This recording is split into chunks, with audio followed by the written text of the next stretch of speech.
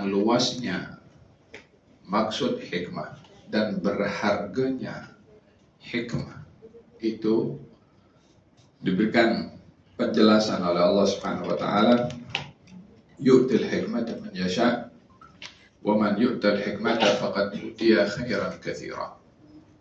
Allah memberi hikmah kepada sesiapa yang dikehendaki, bukan sembarang orang. Kalau hikmah itu murah, semua orang boleh dapat. Tapi karena ia berharga dan mesti diberi kepada orang yang layak, maka hanya yang terpilih sahaja akan mendapatkan hikmah sebagai hadiah terulung diberi oleh Allah kepada seseorang. Alhamdulillah, kita berada di WTC KL kembali untuk set up Pesta Buku Antarabangsa.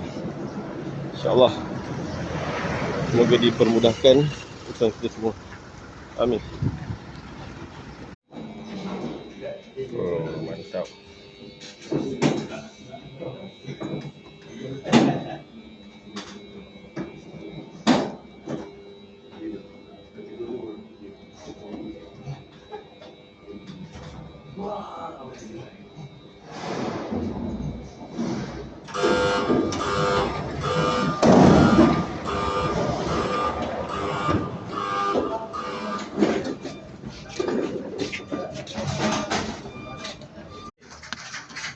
Kan dulu, aku 12 lebih.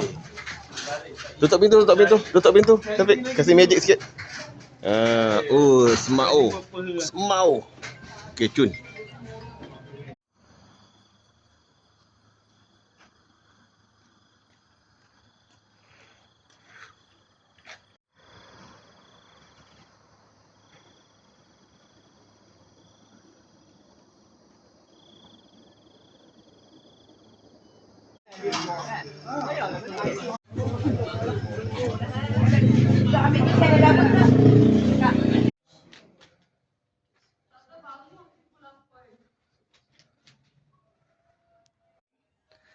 So tengok tahun ni, try.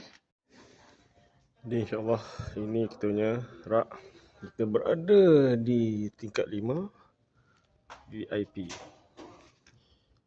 Bismillah.